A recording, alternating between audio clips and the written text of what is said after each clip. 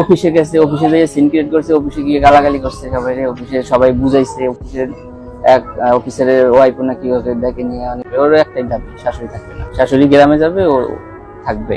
এবারে রাগ হইলে ছাদে চলে যায়, লাভ দেবে, ঝাঁপ দেবে, এই কামড় দেয়।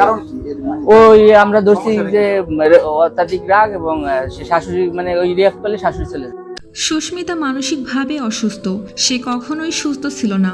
একটু এদিক ওদিক হলেই যেন আত্মহত্যার হুমকি দিত সুস্মিতা। এই নয় একবার তো গাড়ির নিচেও চাপা পড়ার জন্য দৌড় দিয়েছিল। আর সুস্মিতা যেন সত্যিকার অর্থে কোনোভাবেই সে সুস্থ ছিল না। এভাবে যেন পলাশের বউ সুস্মিতাকে নিয়ে মুখ খুলেছেন পলাশের মেজো ভাই।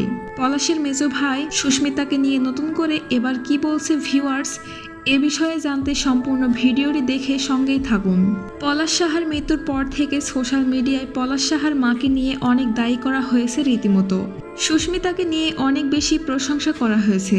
এবার যেন সেই সুস্মিতাকে নিয়েই মুখ খুলেছেন পলাশের মেজো ভাই। তিনি বলছেন সুস্মিতা মানসিকভাবে সুস্থ ছিল না, সে মানসিকভাবে অসুস্থ ছিল।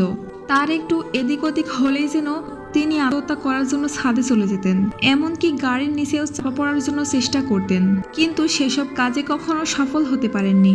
এ সময় পলাশের মেজো ভাই আরও বলেন, সুস্মিতার চাওয়া ছিল একটাই, তার ওই শহরের বাড়িতে হয় আমাদের মা থাকবে, না হয় সুস্মিতা থাকবে। ওর একটাই দাবি, শাশুড়ি থাকবে না, শাশুড়ি গ্রামে যাবে, ও থাকবে। সুস্মিতা সবসময় এভাবেই চাপ দিয়ে বলতো যে তোমার মাকে তুমি গ্রামের বাড়িতে পাঠিয়ে দাও, এখানে আমি আর তুমি থাকবো শুধু। এ সময় পলাশ যেহেতু না ফেরার দেশে পাড়ি জমালো, সেদিনের এক ঘটনার বর্ণনাতে তিনি বলেন, সেদিন বাসাতে অনেক কথা কাটাকাটি হয়। সেই সূত্র ধরে সুস্মিতা বাসা থেকে রাগ করে পলাশের অফিসে চলে যায়। পলাশও অফিসে গেলে পলাশের সাথে অনেক সিনক্রেট করে সবার সামনে। সেই মুহূর্তে সে জায়গায় এক বড় কোন অফিসারের বউ সুস্মিতাকে অনেক বুঝিয়েছে, এমনকি সবকিছু করে তাকে বাড়ি পাঠিয়ে দিয়েছে। অফিসে গেছে, অফিসে গিয়ে সিন ক্রিয়েট করছে, অফিসে গিয়ে গালাগালি করছে সবাই, অফিসে সবাই বুঝাইছে, অফিসের এক অফিসারের ওয়াইফ না কি হতে দেখে নিয়ে আর তারপর মুহূর্তেই তার ওই কথাগুলো সহ্য করতে না পেরে পলাশ না ফেরার দেশে পাড়ি জমিয়েছে। পলাশ অনেক ভালো মনের মানুষ ছিল। পলাশ চাইছিল তাদের দুজনকে মানিয়ে নিয়ে তার সংসার জীবনটা সুখী করার জন্য, কিন্তু সুস্মিতা অনেক মানসিকভাবে অসুস্থ থাকার কারণে সেটা কখনোই সম্ভব হয়নি।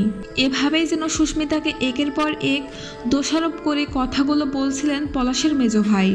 ভিউয়ার্স, পলাশের মেজো ভাইয়ের কথাগুলোকে আপনি কিভাবে নিচ্ছেন? সত্যি কি সুস্মিতা এমন মানুষ? অবশ্যই আপনার মূল্যবান মতামত কমেন্টে জানাবেন।